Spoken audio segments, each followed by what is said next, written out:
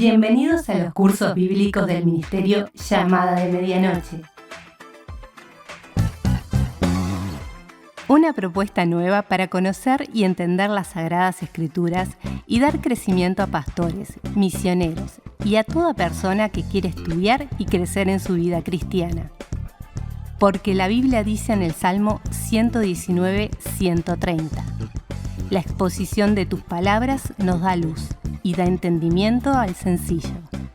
Un material de excelente calidad educativa y de producción. Totalmente gratis. Por más información, www.llamadaweb.org o búscanos en nuestras redes sociales, Facebook, Twitter, Instagram y YouTube. Comunicate vía WhatsApp al 099 000 540. Si estás fuera del Uruguay, prefijo más 598. Disfruta la clase de hoy. Hola, estamos llegando al final de nuestro estudio del libro de Éxodo, en nuestro estudio consecutivo del Pentateuco, y estamos por empezar una parte muy especial que tiene que ver con el tabernáculo. Uno, cuando piensa en el tabernáculo, ese lugar de reunión de Dios con su pueblo, piensa, si bien era un templo, un santuario, pero ¿qué significado tiene para nosotros hoy en día? Israel había salido de Egipto e iba camino a la tierra prometida, y allí en el desierto Dios ordena la construcción de ese tabernáculo que significa tienda de vivir. El pueblo de Israel era un pueblo rebelde, pecador, pero a pesar de esto, Dios en su inmenso amor quiere estar en comunión con él. Y Dios le ordenó al pueblo: harán un santuario para mí y habitaré en medio de ellos. Éxodo 25:8. O sea, ¿cuál fue la idea de Dios? Yo quiero vivir en medio de ellos. De hecho, el tabernáculo se puso en medio del campamento de los israelitas. Ahora, fue Dios mismo quien ordenó esa construcción. Y allí, a través de la sangre derramada, de los animales de sacrificio, el israelita sería acepto delante de Dios. Si uno lee Éxodo y ve cuántos capítulos están dedicados a este tema, se da cuenta que esto no era una casa cualquiera. Ya por su belleza y valiosos materiales salta a la vista que tiene que haber tenido un significado muy importante para el pueblo. Por esto, la gran cantidad de detalles en su descripción. Cada uno tiene un significado. Todo el tabernáculo refleja los pensamientos de Dios y son ejemplos de las cosas celestiales. Así aparece dos veces en Hebreos 8:5 y Hebreos 9:23. Son un reflejo de las cosas celestiales, pero sobre todo de la persona central, nuestro Señor Jesucristo. Ahí lo podremos ver en cada uno de los detalles. Cada detalle del tabernáculo podría ser motivo de un estudio bastante profundo, pero no es el momento, por lo cual haremos un breve resumen de cada objeto que encontramos allí. El tabernáculo fue levantado en el desierto cuando estaban frente al monte Sinaí. Allí fue levantado y Dios se presentó desde ahí en adelante a su pueblo.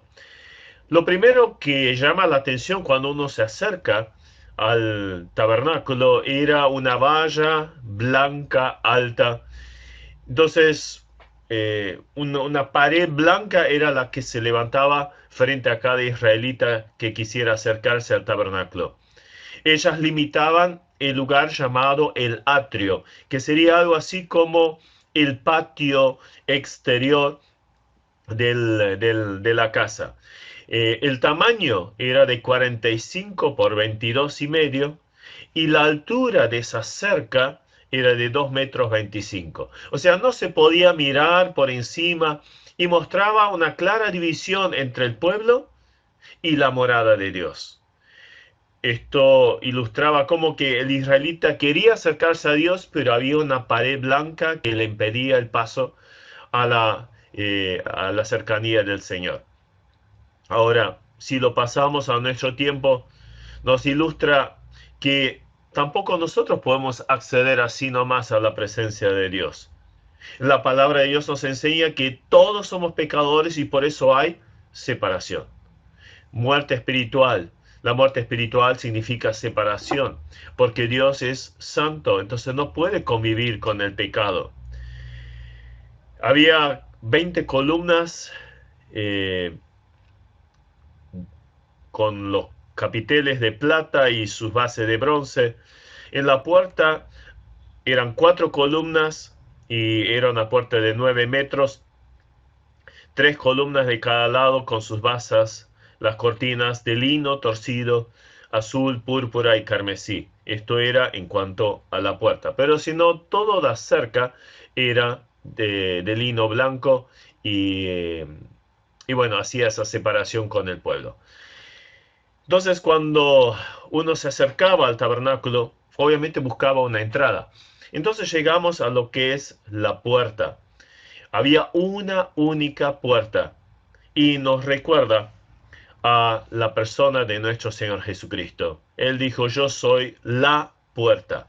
El que por mí entrar será salvo. Juan 10:9.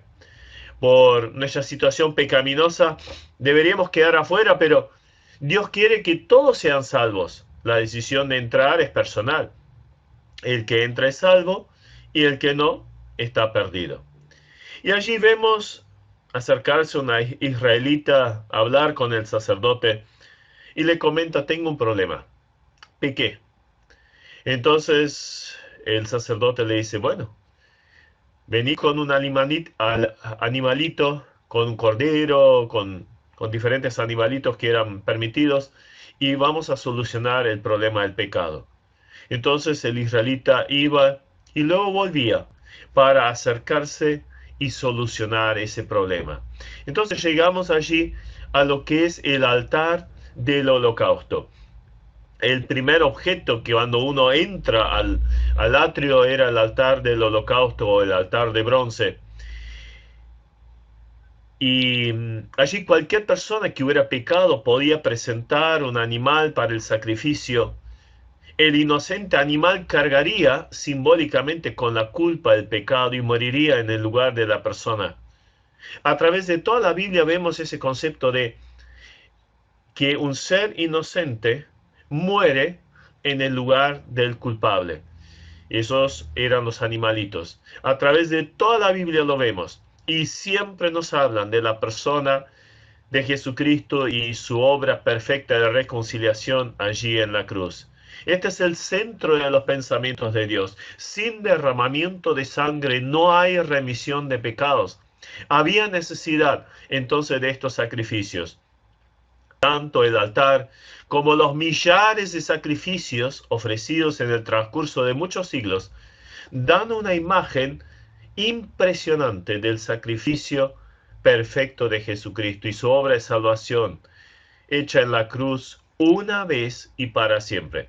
Si leemos el libro de los Hebreos o a los Hebreos, encontramos varias veces esa expresión, una vez y para siempre, y siempre haciendo una referencia al Antiguo Testamento, a los sacrificios, al sacerdocio, mostrando lo trascendente del sacrificio del Señor. Imagínense si cada vez que nosotros pecáramos, tuviéramos que llevar allí un corderito para ser sacrificado.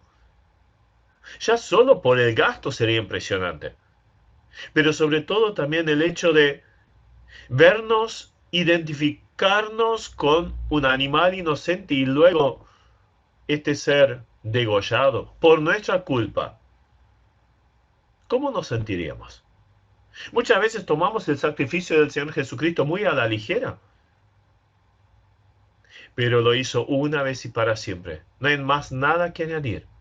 Qué agradecidos debemos ser por este consumado es allí en la cruz. Desde la eternidad hasta la eternidad, la cruz del Salvador es el centro del cielo y la tierra. El mismo Hijo de Dios vino a esta tierra, se hizo hombre para morir en el lugar de los culpables. Cualquiera que por la fe se identifica con la muerte del Cordero de Dios es limpiado de sus pecados. Ahora bien, ese altar era cuadrado, 5 codos por lado, y el 5 es el número de la responsabilidad. Podemos hablar de los 5 sentidos, 5 dedos en cada mano y cada pie. Había también 2 por 5 mandamientos en las tablas. Algunos los ven 5 mandamientos en cada tabla. Entonces, vemos allí la responsabilidad del ser humano frente a Dios. Ahora, el altar era de madera de acacia recubierta de bronce. La madera nos hace recordar la humanidad del Señor Jesucristo. La madera crece de la tierra y eso es lo que se decía en Isaías 11:1. Del tronco de Isaí brotará un renuevo, un vástago nacerá de sus raíces. ¿Por qué tuvo que hacerse hombre? Porque como Dios no podía sufrir y morir. Justamente tuvo que hacerse hombre para poder morir, para ocupar nuestro lugar allí en la cruz. Participó de carne y sangre, se hizo en todo semejante a sus hermanos para expiar los pecados del pueblo. Hebreos 2:17. Debía hacerse hombre para identificarse con la especie humana y morir en su lugar, y por nosotros cargar el juicio de Dios. El altar de madera entonces estaba recubierto por bronce. El bronce es símbolo de la fuerza que no podía ser consumido por el fuego que constantemente ardía en ese lugar. Nos señala la deidad del Señor Jesucristo. Jesucristo es el altar, pero a su vez también es el sacrificio. Él se ofreció a sí mismo por nosotros. Ese Cordero de Dios que vino a quitar el pecado del mundo, como lo presenta Juan el Bautista. Entonces ese corderito inocente tenía que ser degollado, y así su sangre derramada era la que obtenía el perdón del israelita. Y así nos hace recordar al Cordero de Dios, que vino y murió en nuestro lugar, en mi lugar, en tu lugar, allí en la cruz. Cristo nos amó y se entregó a sí mismo por nosotros, ofrenda y sacrificio a Dios en olor fragante, como dice Pablo en Efesios 5:2.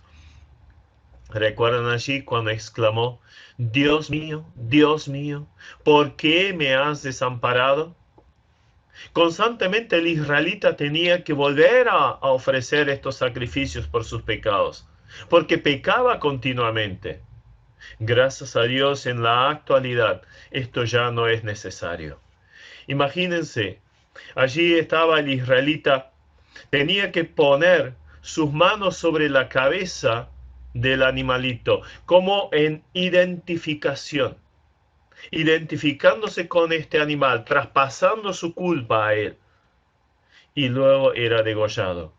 Entonces era muy, muy fuerte esa imagen. En mi lugar, este ser ahora está padeciendo esto. En mi lugar, él muere. Yo tendría que estar allí. Esto es lo que significa mi pecado. Por eso, para el israelita era muy fuerte ver esto en forma tan cercana. Ahora nosotros nos hemos identificado con el Cordero que murió en la cruz. El que exclamó allí, consumado es. Y a través de esa identificación, de traspasarle simbólicamente nuestra culpa a Él, y Él morir en nuestro lugar, ahora el camino al Padre está abierto. Somos declarados justos. En Apocalipsis 5:12 vemos una visión de lo que se cantará en el cielo. El Cordero que fue inmolado es digno de tomar el poder, la riqueza, la sabiduría, la fortaleza, la honra, la gloria y la alabanza. El Cordero es digno de toda nuestra adoración. Y en el cielo una y otra vez aparece el Cordero como inmolado, pero ya en la gloria. Claro, recordándonos una y otra vez lo que significa o significó ese sacrificio. Sigue significando y nos va a hacer acceder a la patria celestial. Qué bendición tener este Cordero que ahora vive para interceder por nosotros. Así llegamos al segundo objeto, que es el lavacro o la fuente. El israelita común no pasaba más allá del altar del holocausto de bronce, pero los sacerdotes que estaban a cargo de las tareas en la casa de Dios, sí. Pero para ser aceptos, para que su servicio fuera agradable a Dios, recibido por Dios, constantemente se tenían que lavar las manos y los pies.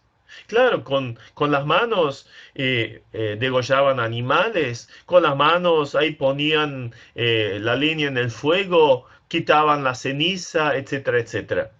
Entonces se ensuciaban sus pies también al caminar en el desierto.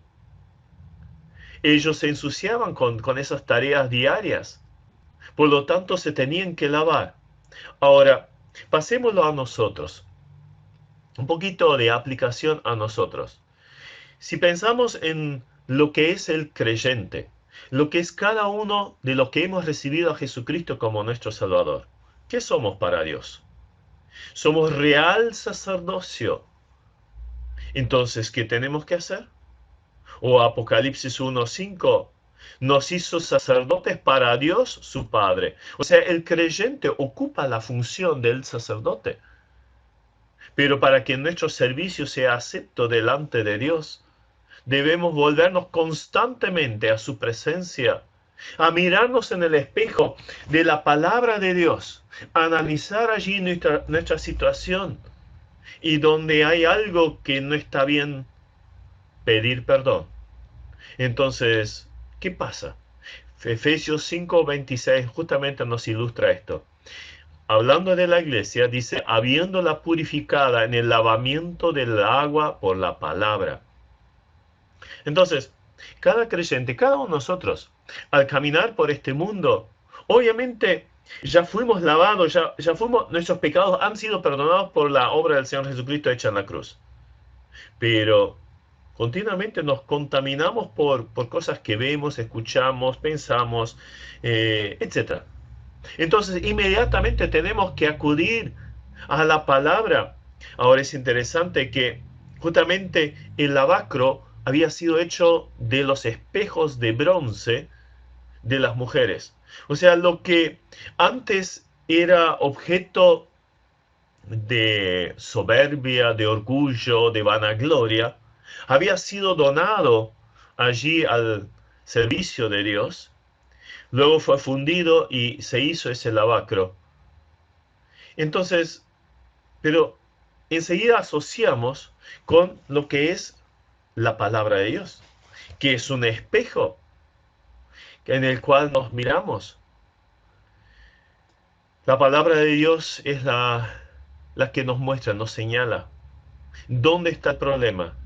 Y entonces podemos acudir al Señor y pedirle perdón. Mira, Señor, me equivoqué en esto lo hice mal, esto lo quiero hacer mejor, ayúdame, perdóname. Esto es lo que simboliza este lavacro.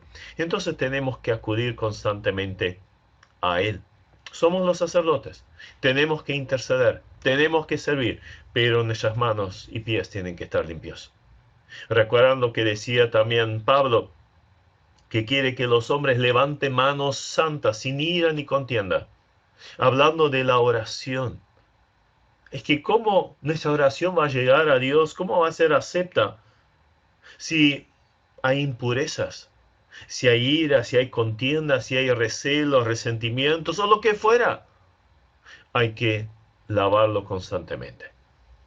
Luego llegamos entonces a lo que eran las tablas. La casa en sí fue construida de grandes tablas. Cada una tenía 4,5 metros de alto por 70 centímetros de ancho. Otra vez, esa tabla nos hace recordar algo de la persona del Señor Jesucristo. Porque las tablas estaban hechas de madera de acacia por dentro y luego recubiertas completamente por oro por afuera. Luego también estaban sobre unas bases de plata. Entonces, si pensamos en esa casa llena de oro, cómo me hubiera encantado poder entrar a ese recinto, al tabernáculo y ver a los costados la luz del candelabro reflejándose en esas paredes de oro. Tiene que haber sido majestuoso. Bueno, así es lo que justamente vemos en el Señor Jesucristo. Vemos allí su humanidad, pero también su gloria. Y allí también podemos trazar un paralelo a nosotros.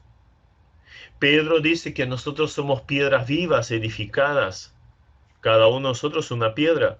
Y acá podríamos ver tablas vivas, una al lado de la otra, formando el cuerpo de la iglesia, donde Cristo obviamente es la cabeza. Ahora bien, esas tablas eran unidas por cuatro varillas o varas eh, desde afuera que pasaban a través de anillos de oro.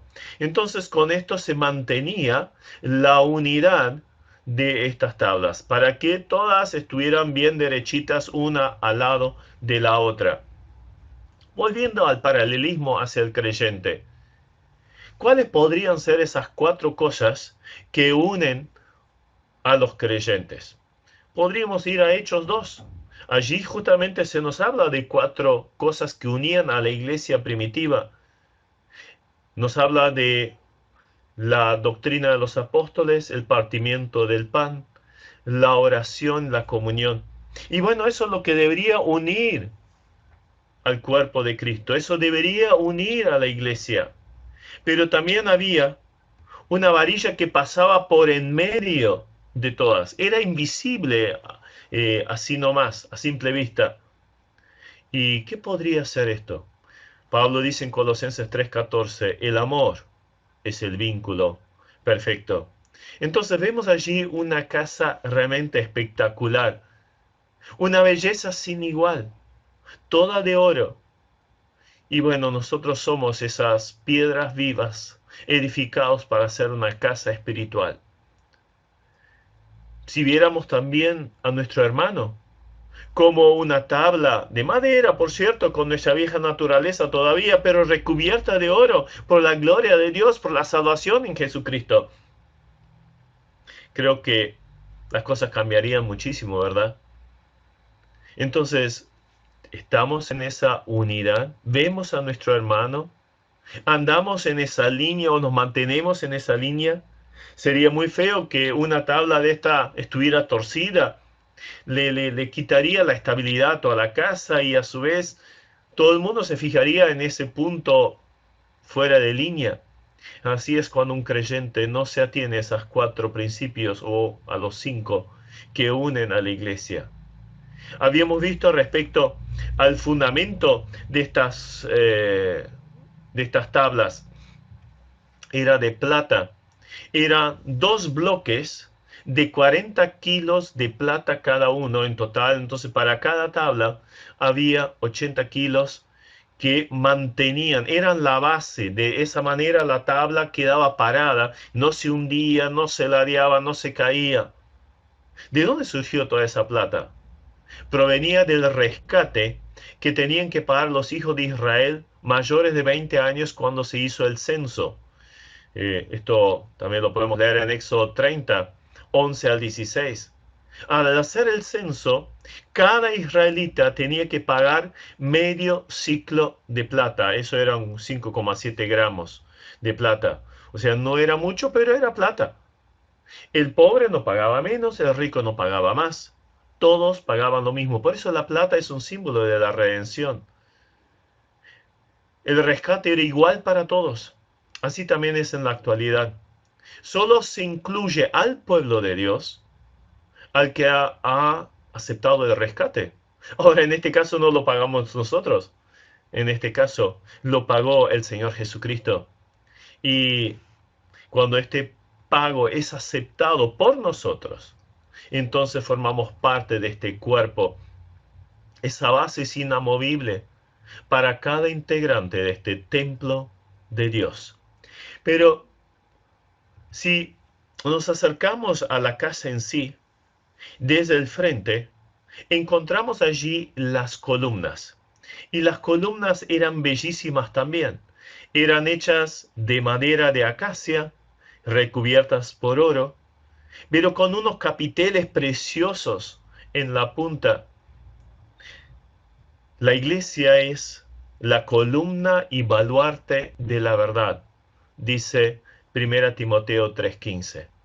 Entonces vemos allí lo que debería ser la iglesia, columna, demostrar, resaltar la gloria de Dios, mostrar la preciosura de su obra. La iglesia tendría que impactar a nuestro alrededor. ¿Lo hace? Cuando Pablo habla allí de la columna, por un lado podría estar pensando en esas columnas que sostenían esas grandes construcciones de los romanos, que eran muy finamente adornadas, o las columnas que había en el templo mismo. Pero también podría ser una alusión a unas columnas que se levantaban en medio de lugares transitados en el Imperio Romano, donde se ponían los anuncios. Y allí Pablo también decía que nosotros somos la iglesia, los creyentes somos cartas leídas por todos. Bueno, algo hecho público, como los grandes escaparates que nosotros tenemos hoy de publicidades en las ciudades iluminadas y todo. Bueno, algo así. No escondidos. No, nuestro testimonio tiene que ser visible a todo el mundo. Transmitir esa verdad de Dios, el Evangelio, la gloria de Cristo. Esto debería ser una realidad cotidiana en nuestra vida. Luego llegamos a lo que eran las cubiertas. Las cubiertas. Había 4 cubiertas sobre el tabernáculo. Cuando uno se acercaba desde afuera, lo primero que se veía era la cubierta de tejones. Algunos lo ven como un animalito al estilo del zorro del desierto, pero probablemente haya sido un pez o un mamífero, pero acuático, del cual sacaron la piel, uno que nada allí en el Mar Rojo. Sea como sea, la piel no era muy vistosa. Entonces, viéndolo desde afuera, no había nada muy llamativo que digamos. Y de Jesucristo, ¿qué se dijo? No hay en el parecer ni hermosura. Le veremos más sin atractivo para que le deseemos. Ahora, desde afuera, desde lejos, no parece muy llamativo. Recién cuando uno entra ve toda la gloria. Y sí, el Evangelio es locura para los que se pierden, pero es la salvación para los que se acercan y lo aceptan, ¿verdad? Eso es lo que vemos entonces en estas cubiertas. También debajo de esa cubierta exterior se encontraba la cubierta de carnero teñida de rojo. Nos hace recordar los carneros muertos para la consagración de los sacerdotes. Ese animal representaba la entera consagración del Hijo al Padre. Luego encontramos la tercera cubierta, que protegía la cubierta de más adentro, que le daba la estabilidad a la casa. Nos habla de pureza y separación. Era una cubierta hecha de pelo de cabra, era blanca. Era la tercera. Y luego venía la cubierta de más adentro, que hacía como de cielo raso para la casa en sí. Entonces, cuando el sacerdote entraba allí al templo y miraba para arriba, veía esos querubines bordados en esta tela preciosa. Eran como ángeles mirando desde arriba, presenciando el culto, resguardando la reverencia, pero también resaltando la gloria del dueño de esta casa, a Dios mismo. En este tabernáculo había también 3 cortinas. 3 cortinas. Viniendo desde afuera, obviamente lo primero era la puerta de entrada, la puerta al atrio. Luego le seguía la puerta o la cortina que separaba el atrio del lugar santo. Y en el fondo, antes de poder entrar al lugar santísimo, allí estaba el velo que separaba el lugar santo del lugar santísimo. Pero también allí vemos una serie de colores. Y esos colores nos hablan también de la persona de Jesucristo. Ya habíamos visto que la puerta de entrada era un símbolo de la persona del Señor Jesucristo. Pero luego, los colores también. La púrpura y el escarlata eran conseguidas de un molusco que se sacaba del mar y, y se extraía de sus intestinos una gotita. Y esa gotita obviamente significaba muchísimo porque era muy caro la obtención de esto. Entonces miles y miles de moluscos tenían que morir para conseguir esa coloración. Si se hacía bajo el sol, entonces tenía un color; si se hacía a la sombra, tenía otro color. Entonces, o era el púrpura o era el escarlata o carmesí. De ahí se formaba una tela muy costosa que solo lo podían vestir los ricos o los reyes. Entonces el púrpura nos habla de la realeza, del rey de reyes. El escarlata o carmesí está relacionado siempre con Israel. Otra vez una tela muy costosa, nos habla del rey de Israel. Representa el sacrificio también de nuestro Señor Jesucristo. El blanco nos habla de la pureza y justicia de Jesús, las acciones justas de los santos. El azul nos habla de Jesús, el Señor del cielo. De allá vino, habló del cielo, dijo que iba a volver al cielo, y así sucedió. Pero también prometió volver del cielo. Allí está preparando un lugar para llevarnos luego también nosotros a ese lugar. Ahora es interesante el paralelismo también que hay con los evangelios. El púrpura nos habla del rey, así lo presenta el evangelista Mateo, empezando con el linaje hacia David, porque tenía que demostrar que Jesús era el Mesías esperado y tenía que venir del linaje de David. Así lo presenta Mateo. El carmesí, Marcos nos presenta al siervo sufriente. El blanco nos hace meditar en el hombre, como lo presenta Lucas. Lucas era el médico y nos muestra todas las cuestiones relacionadas bien con la humanidad del Señor Jesucristo, pero un hombre completamente santo. Lucas nos presenta al santo, pero hombre.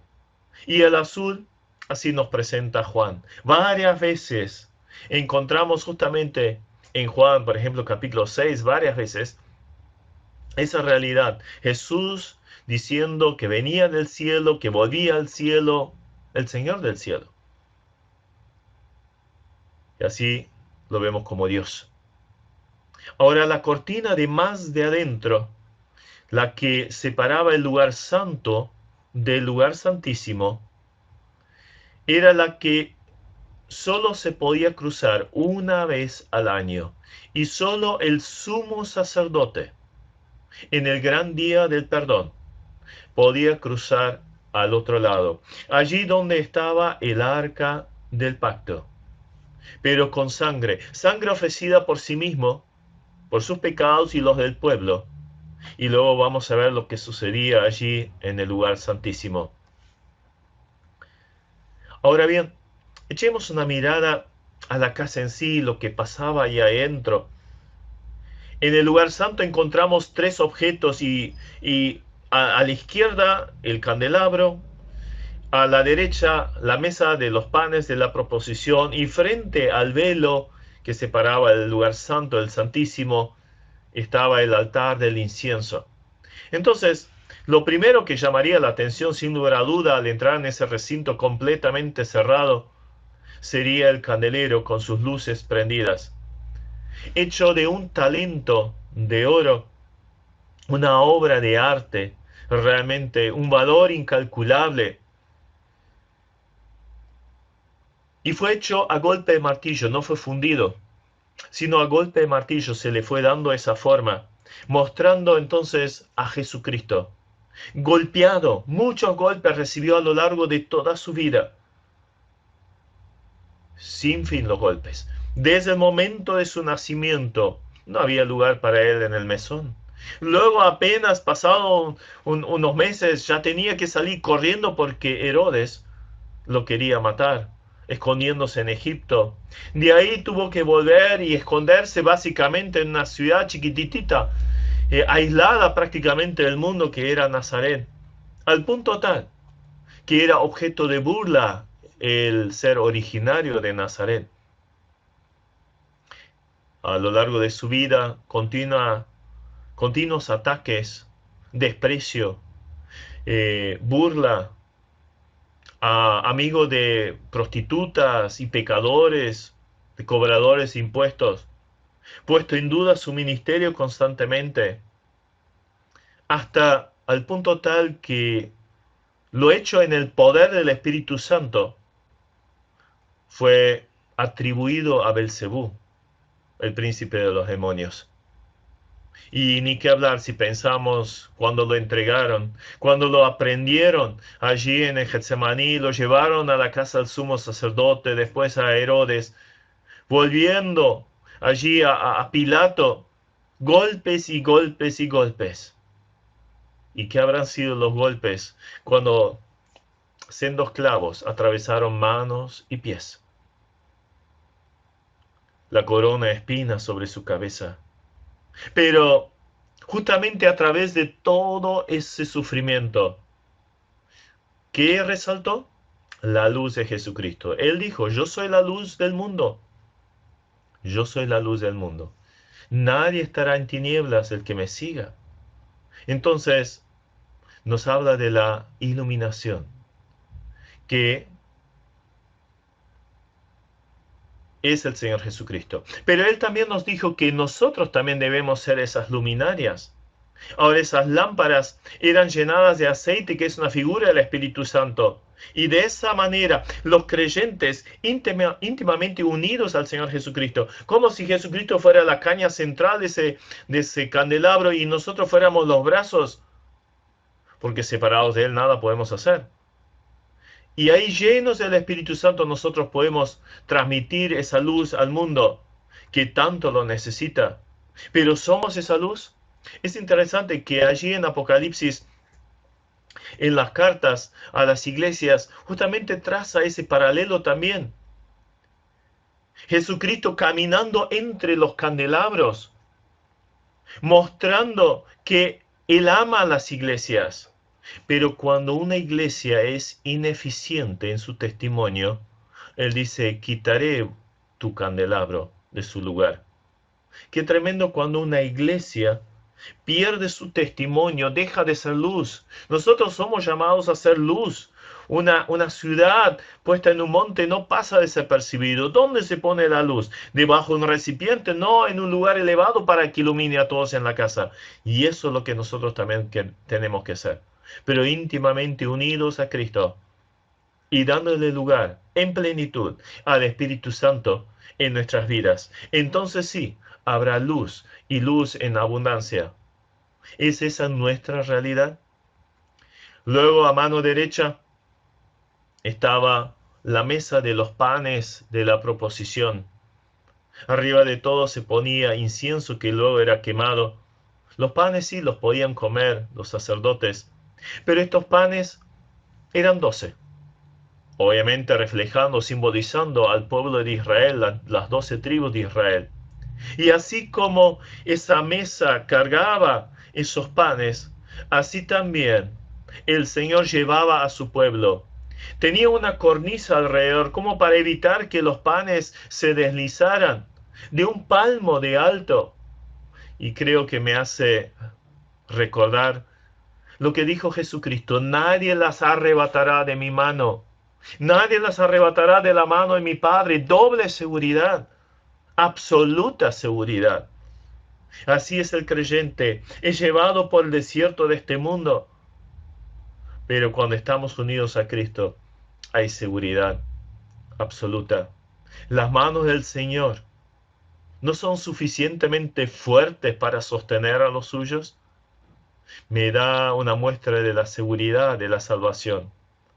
Ahora, hablando del pan, ¿quién es el pan? Jesucristo mismo lo dijo en Juan 6. Yo soy el pan que descendió del cielo. El que de mí come no tendrá hambre jamás. Entonces habla de la obra de Jesucristo, de la persona de Jesucristo, pero también nos habla a nosotros. El pan obviamente también nos hace recordar cuando su cuerpo fue partido. Y él mismo lo instituyó en la cena. Haced esto en memoria de mí. Haced esto en memoria de mí. Jesucristo, ese pan partido por nosotros. Qué dicha cuando el creyente se puede recordar de esta verdad. Cada momento que participamos de los símbolos del pan y del vino, recordamos de esta obra preciosa realizada por el Señor a nuestro favor. Qué bendición poder acercarnos a ella, a la mesa del Señor. Él es el centro. Él merece toda la adoración, toda la gloria, todo el reconocimiento. Pero también el pan me hace recordar a un muchachito, anónimo para nosotros, que trajo sus 5 panes y 2 peces y se los entregó al Señor. Aquí estoy. ¿Sirve esto? Allí Andrés decía, ¿y qué es esto para tantos? Humanamente hablando, obviamente no era mucho. Pero tomado en las manos del Señor Jesucristo, hubo un milagro gigantesco. Y así es también con nuestra vida. Cuando es entregada en las manos del Señor. Romanos 12:2. En un sacrificio vivo, santo y agradable a Dios. Entonces allí vamos a descubrir la voluntad de Dios, que es buena, agradable y perfecta. ¿Y es así nuestra vida? ¿Está en las manos del Maestro? Entonces sí, van a suceder milagros. Ahí pasamos a lo que es el altar del incienso. Allí en ese altar de oro no se ofrecían holocaustos, sino solo incienso, un perfume aromático que inclusive aparece exactamente la cantidad que había que mezclar de diferentes cuestiones olorosas para formar este perfume. ¿Y qué se hacía entonces? Se traían carbones encendidos del altar de afuera, del altar del holocausto, se ponían sobre este altar y luego se ponía 2 manos llenas de incienso sobre estas brasas encendidas. El incienso se quemaba y llenaba todo ese ambiente con un perfume aromático. Su olor agradable se elevaba a Dios. Lo que representa este perfume lo leemos en 2 pasajes, al menos en la Escritura. En el Salmo 141:2, suba a ti mi oración como perfume. En Apocalipsis 8:3 dice justamente respecto al incienso, que son las oraciones de los santos. A través de Jesucristo. Obviamente el altar de incienso es otra vez un símbolo del Señor Jesucristo. Es a través de Él que nuestras oraciones llegan a la presencia del Padre. Es a través de Él que son aceptas. Él intercede por nosotros. Entonces, Jesucristo es ese altar. Entonces merece nuestra adoración y alabanza, y a través de Él son aceptables frente a Dios. Por nosotros mismos, obviamente, esto sería imposible. Entonces, qué privilegio el poder acercarnos. Aparte de esto, no solo tenemos a Cristo intercediendo en el cielo, sino el Espíritu Santo en nosotros, porque ni siquiera sabemos bien qué pedir o cómo orar. Entonces tenemos 2 personas de la Trinidad activas cada vez que oramos. ¿No vale la pena orar más? Por supuesto que sí. Y ahí se abre el camino a la presencia del Padre. El altar de incienso estaba justo frente al velo del Santísimo. Entonces ahora, a través de Jesucristo, nosotros tenemos libre acceso a su presencia.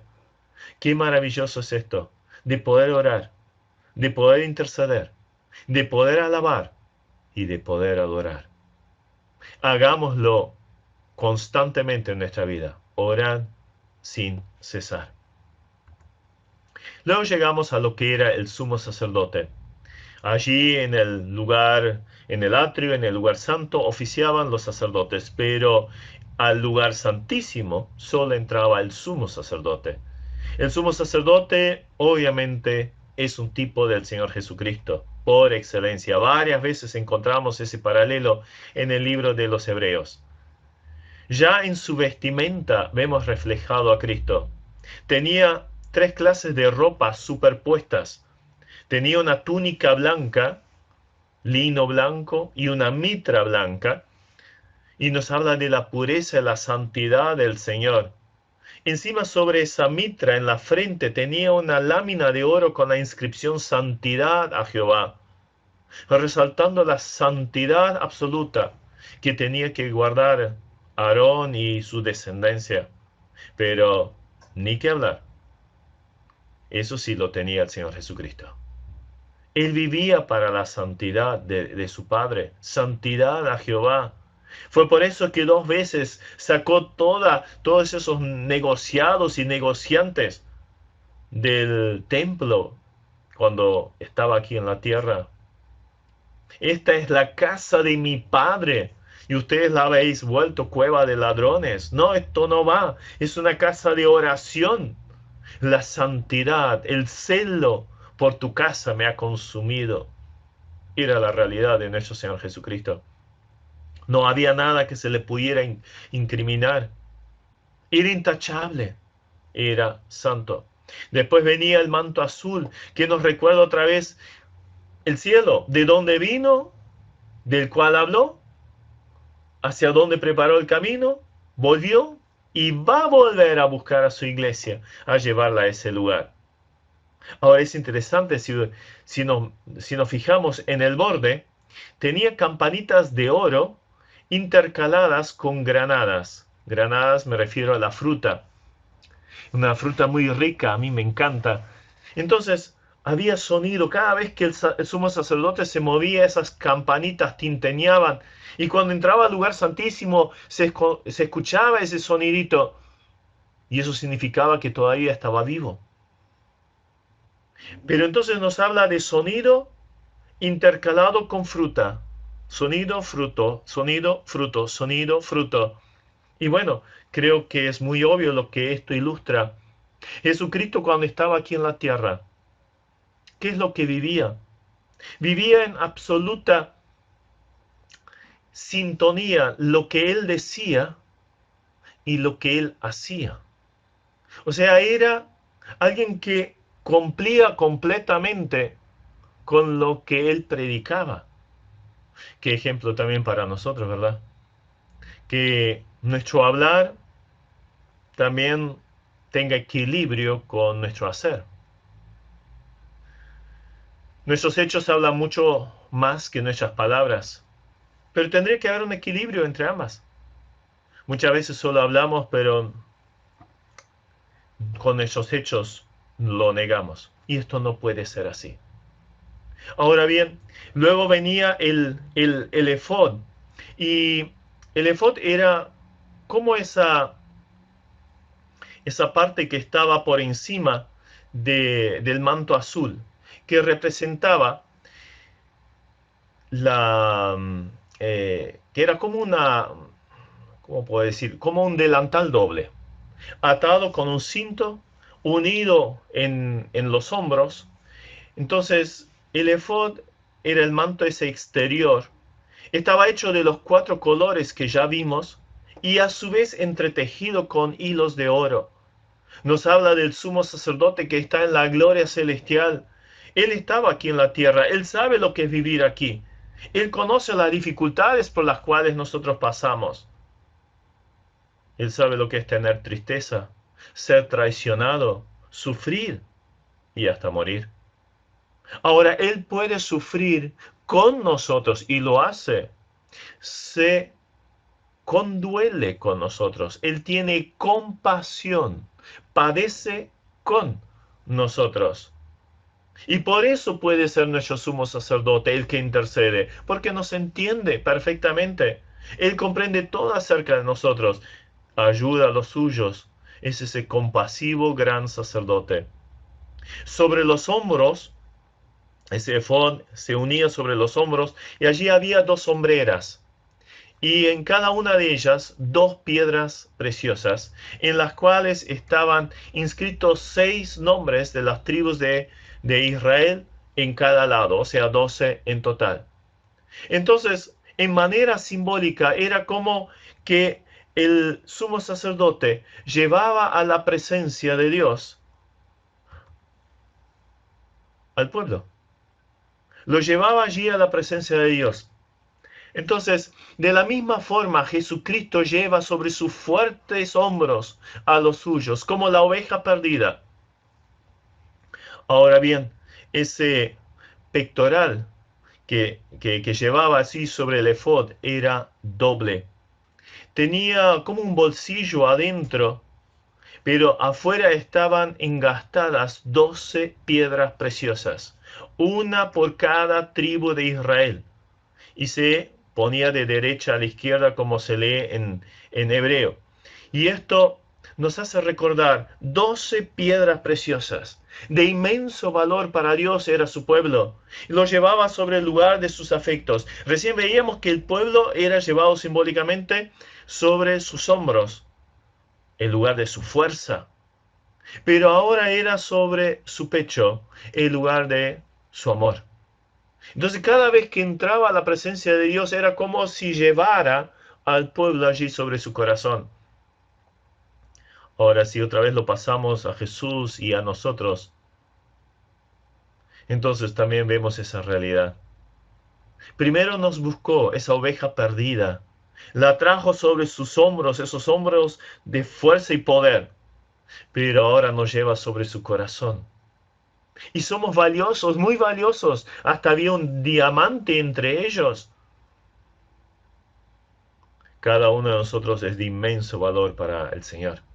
Él dio su vida por cada uno. Somos de un valor tan grande que hasta estuvo dispuesto a morir por nosotros.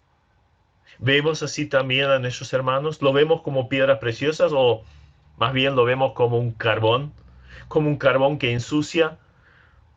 ¿Cómo vemos a nuestros hermanos? Jesucristo nos ve como piedras preciosas. Qué bueno sería que también nosotros viéramos a los que son de la iglesia de la misma forma. Ahora, dentro de ese pectoral estaba el Urim y Tumim. Esto significa luces y perfecciones. Probablemente hayan sido dos piedras a través de las cuales Dios hacía conocer su voluntad. En diferentes ocasiones se tiraban las suertes. Y probablemente se refería a eso, porque pedían que se trajera el efod, y en el efod estaban esas piedras. Entonces, para saber la voluntad de Dios respecto a diferentes temas, entonces se tiraba esa suerte. Por ejemplo, hay un caso muy interesante allí, una historia de Saúl, Jonatán y el pueblo, entonces empiezan a tirar suerte a ver de quién era la culpa de algo que había pasado. Ahora, el sumo sacerdote era el encargado de interceder frente a Dios por su pueblo. En el gran día del perdón, entraba al lugar santísimo con sangre, como ya habíamos dicho, derramada afuera, y luego la trae a la presencia de Dios. Pasa el velo que separaba el santo del santísimo, y luego salpicaba de esa sangre en el propiciatorio. Así el pueblo era acepto delante del Señor. Ese trono de juicio se convertía en un trono de gracia. Y hoy en día podemos acceder libremente al trono de gracia todas las veces que querramos. Hasta se nos invita a entrar confiadamente y allí recibir el oportuno socorro. En el momento de la muerte del Señor Jesucristo, ese velo que separaba el lugar santo del Santísimo se rompió al medio, como diciendo, bueno, ahora hay entrada libre. En aquel entonces, una vez al año. Y ahora libremente. Las veces que querramos, podemos acceder entonces allí a la presencia del Señor. Pero ¿qué hay adentro allí del lugar santísimo? Allí estaba el arca del pacto. Ese lugar era cúbico, 4,5 metros por lado. El único objeto que se encontraba allí era el arca del pacto. Era una caja de madera recubierta por oro, por dentro y por fuera. Arriba de esa caja había una tapa de oro puro, sobre la cual había 2 querubines, con las alas extendidas y los rostros vueltos hacia la tapa. Esto se llamaba el propiciatorio. Era allí donde el sumo sacerdote salpicaba esa sangre, rociaba la sangre que traía del sacrificio hecho afuera. Era el trono de Dios. Era el trono de juicio de un Dios santo. Pero al ver la sangre rociada allí de un ser inocente, entonces Dios le era propicio al pueblo. Y ahí el sacerdote salía y bendecía al pueblo. Ahora, la santidad de la presencia de Dios no permitía el acercamiento de nadie a ese lugar, excepto el sumo sacerdote y este con sangre. ¿Qué había dentro del arca? ¿Qué había dentro del arca del pacto? Allí estaban las tablas de la ley. Jesucristo fue el único que podía decir, tu ley está en medio de mi corazón.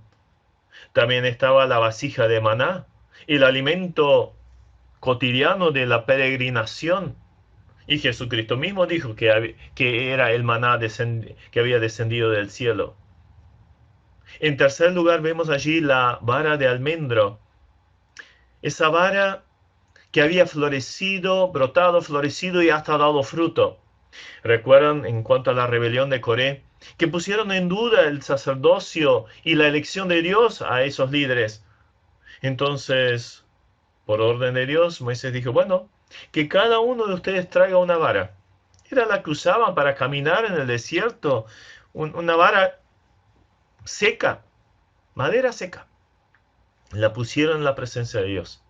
Y la vara que habría de brotar sería del hombre elegido por Dios. Y fue la de Aarón, la que brotó. Y era una vara de almendro. Y el almendro en invierno tira las hojas, como muchos árboles, pero en primavera es el primero que brota y se llena de flores blancas. Una belleza sin igual. Entonces, ¿de qué nos habla? Una vara seca que de repente brota y trae fruto. Y nos habla de la resurrección. De la resurrección, muerte y resurrección del Señor Jesucristo. Él es ese sumo sacerdote que está vivo en la presencia del Padre. Y allí vive intercediendo por nosotros. Ahora bien, estamos llegando a la conclusión. ¿Quién hizo todo esto tan bello, tan extraordinario? Bueno, Dios eligió a 2 personas, Bezaleel y Aholiab, los llenó del Espíritu Santo, los capacitó para la elaboración, para la guía de la construcción de esta casa tan preciosa, con todos sus detalles. Pero había una gran cantidad de hombres y mujeres que colaboraban. Primero ofrendando, todo el pueblo trajo gran cantidad de ofrendas. Y luego gran cantidad de personas también colaboraron en la elaboración de este tabernáculo. Y creo que esto nos enseña también algo muy importante. Obviamente Dios instituye un liderazgo dentro de la iglesia, pero todos son necesarios. Todos se tienen que involucrar de alguna forma en la obra de Dios, ofrendando, sirviendo, orando, lo que fuera, pero tienen que estar involucrados bajo la guía de un liderazgo. Ahora, después de que todo se había hecho como Dios había ordenado, Dios mismo dio su veredicto, Dios mismo dio su beneplácito. La gloria de Dios llenó ese lugar. Cuando se trabaja en conjunto, entonces la cosa avanza. Y eso es lo que tenemos que hacer. Entonces se manifiesta la gloria de Dios también entre nosotros. Y allí se posó la nube de la gloria de Dios sobre la casa. Y cada vez que la nube se levantaba, Era una señal de que el pueblo tenía que desarmar sus carpas. También el tabernáculo era desarmado por las familias elegidas para este fin y luego llevado. ¿Hasta dónde se paraba la columna de la presencia de Dios? Allí levantaban el tabernáculo y el pueblo se acampaba alrededor del tabernáculo. Siempre Dios en el centro de su pueblo, guiando a su pueblo. Es que sin la presencia del Señor no somos nada. Sin mí, nada podéis hacer. Entonces, resumiendo todo lo que hemos visto, es interesante observar que todo el tabernáculo estaba formado en base de 3. Esto seguramente es también un símbolo hacia la Trinidad. Tenía 3 partes: el atrio, lugar santo y lugar santísimo. En cada una de esas 3 partes también había a su vez 3 partes importantes. Si empezamos con el atrio, tenemos allí la puerta, el altar del holocausto y el lavacro. Si entramos al lugar santísimo, ¿qué tenemos? El candelabro a la izquierda, la mesa a la derecha y enfrente el altar de oro o de incienso.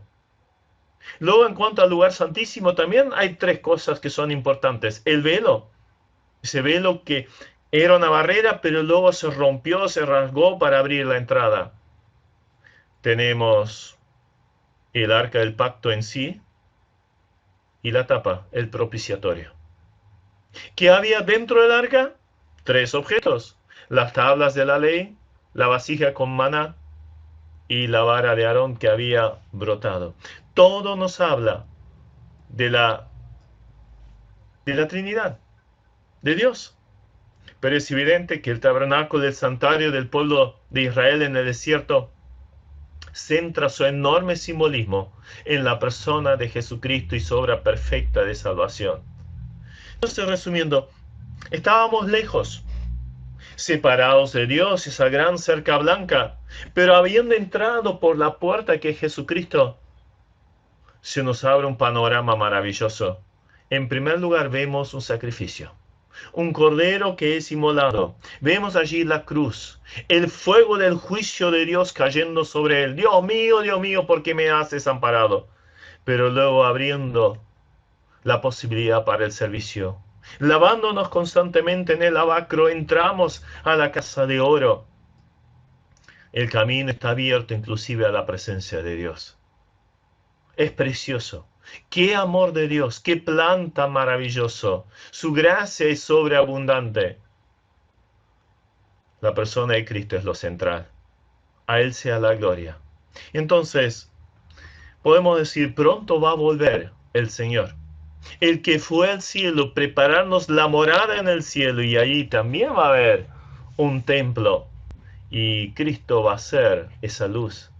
El Cordero va a ser la lumbrera. Así como en el tabernáculo, todo es figura de lo celestial. Habíamos empezado esta charla. Entonces, allí en el cielo, entonaremos la canción que aparece en Apocalipsis 1, versículo 5 y 6. Al que nos amó y nos lavó de nuestros pecados con su sangre, y nos hizo reyes y sacerdotes para Dios su Padre.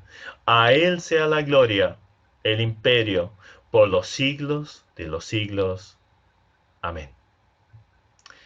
Que Dios nos ayude a vivir en esa comunión profunda, en santidad, pero sirviéndole, hasta que Él nos venga a llamar a esa gloria celestial que tiene preparado para nosotros. Dios te bendiga. Esperamos que esta clase haya sido de edificación. Recuerda que en nuestra página web www.llamadaweb.org podrás encontrar el complemento de esta clase con las notas y material extra. Busca la pestaña Cursos Bíblicos y regístrate para tener más material totalmente gratis. Gracias a todos los que ofrendan para que este material siga produciéndose.